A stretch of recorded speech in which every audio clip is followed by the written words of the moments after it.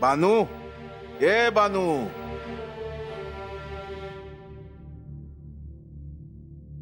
बानू, अग तू अजून रागावलीस बाई माझ्यावर. म्या कशाला रागाव? तुला हवं ते तू कर की. तुला कोणी थांबवलंय का? ए अग असं नग बोलूस ग. मला काही समजत नाही वय तू रागवली आहेस ती. समजतंय ना व? मग कशा पायी गेलास र ते वाघा माग झाडीत?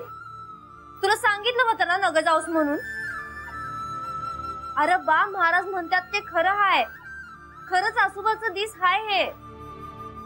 आणि आपल्याला काही होणार नाही म्हणून उगा ईसाची परीक्षा कशाला बघायची म्हणते म्या. अगं तू म्हणतेस ते समज खरं आहे ग. अगं पण माझा सारा जन्म गेला बघ या वस्तीवर. हा, आणि या वस्तीवर काय बाई झालं ना तर म्या धावून गेलोय बघ. हा, आता वाघच आलाय वस्तीवर म्हणल्यावर मी घरी थांबू वय? लोक काय म्हणतील सांग बर. बार आता कसं सांगू म्या तुला? अरे तुला काही झालं असतं म्हणजे म्या काय केलं असतं? ए बानू, असं नाही बोलायचं. हा, हे बघ मला काय होणार नाही आणि म्या तुला बी काही होऊ देणार नाही. हा, ते महाराज तुला म्हणलं ना म्हण नका येऊस. मी जातो की शर्ट असणे रानात घेऊन. हाय का परत तेच?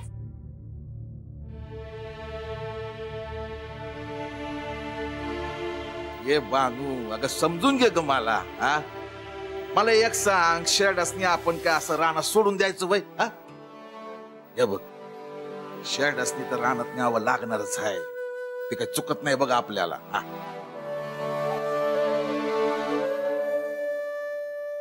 बानू, या वाघानं ना वस्तीवरच्या लोकांचं ना जगणंच अवघड करून टाकलंय बघ. हा, इतकी वर्ष म्या शेड्या हाकतोय पण हे पहिल्यांदाच झालं बघ. हा, काय करावं ना काय सुचत नाही. हा, ये बानू, तू तुझ्या देवाला सांग ना. हा, तू अजून गपगुमान कसा काय बसलाय? हा, त्याला म्हणावं या वाघापासून वाचव र बाबा. आता कसं सांगू र बा तुला? महाराज म्हणले म्हणून मला आता खंडेरायासनी साकडं बी घालता येईना झालंय. आता म्या तरी काय करू?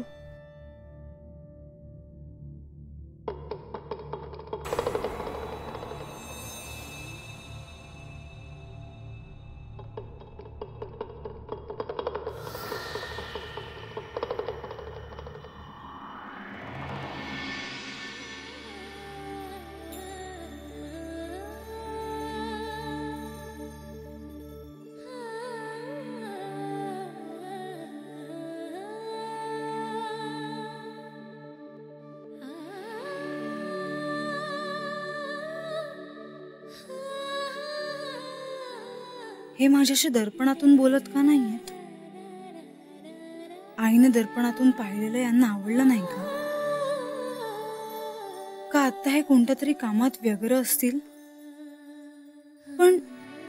पण इतक्या रात्री खरंच असं कोणतं काम असेल ज्यामुळे ते माझ्याशी बोलत नसावेत? हे कोणत्या संकटात तर नसतील ना? आता माझ्या या प्रश्नांची उत्तरं मला कशी मिळणार?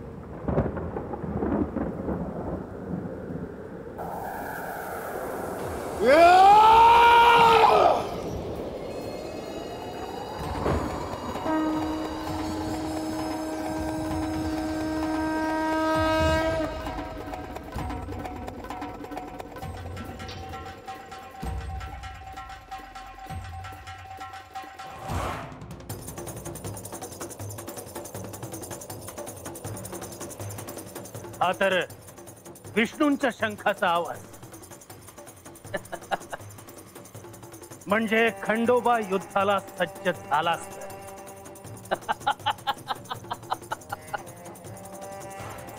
त्यांच्या या शंखध्वनीला दैत्यांचेही प्रत्युत्तर मिळेल.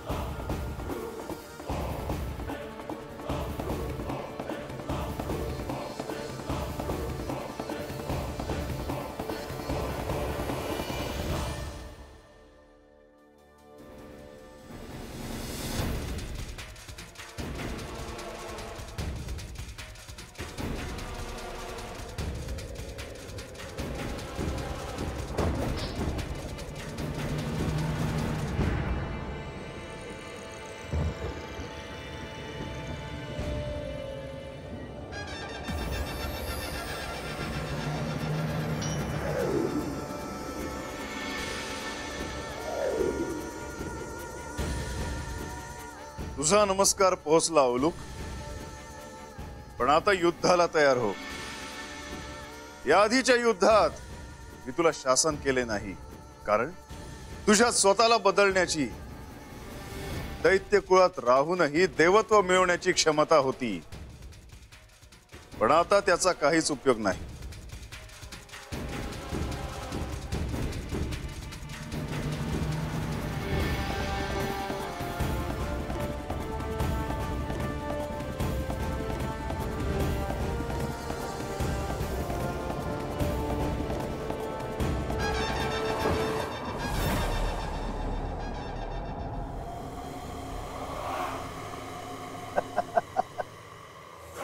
उलूक, असाच लढत राहा. आज तुझा विजय नक्की आहे. त्या खंडोबाला हरवून कधी एकदा तू परत येतोस आणि मी विजयाची तुतारी वाजवतो असं झालंय मला. असाच लढत राहा उलूक, असाच लढत राहा.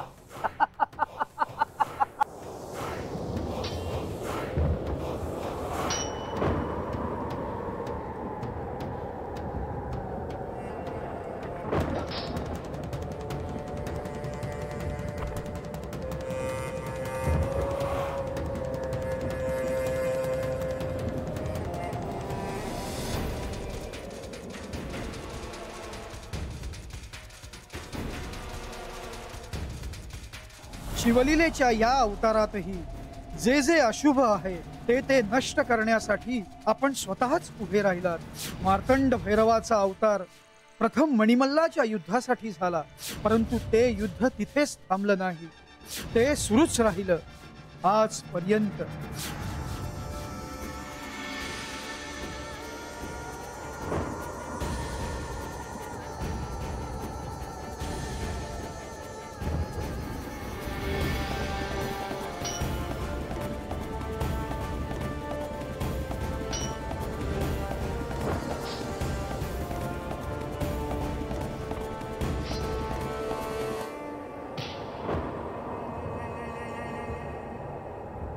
असं हरू नकोस.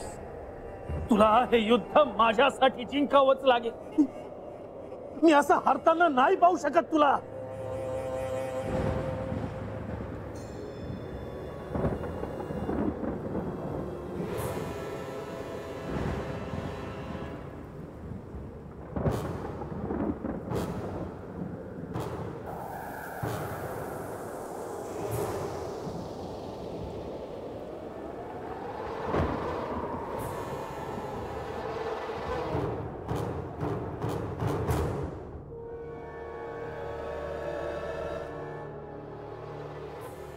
हे मार्तंड भैरवा, आपण उलूक आणि कुंभकला युद्ध न करताही शासन करू शकला असतात, परंतु आपण तसं न करता त्यांच्याशी युद्ध करता आहात केवळ मनुष्य जन्माचे नियम पाळले जावेत म्हणून.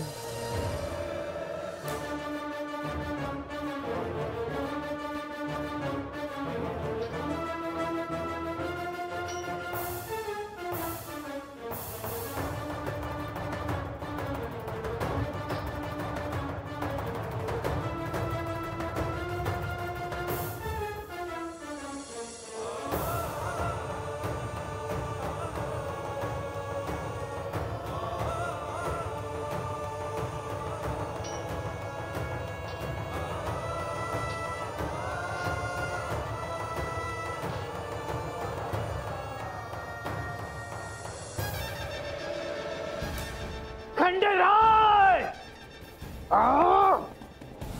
खंडेराय!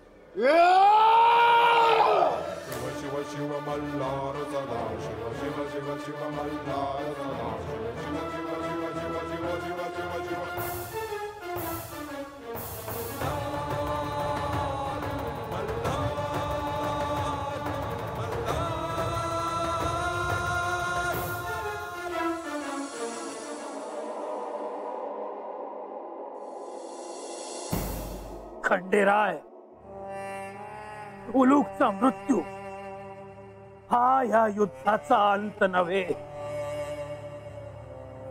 माझ्या पित्याच्या मृत्यूपासून हे युद्ध सुरू झालं होत आणि आता माझ्या मृत्यूनेच हे युद्ध संपेल. आज जरी मी हरलो असलो तरी मी तुला स्वस्थ बसू देणार नाही.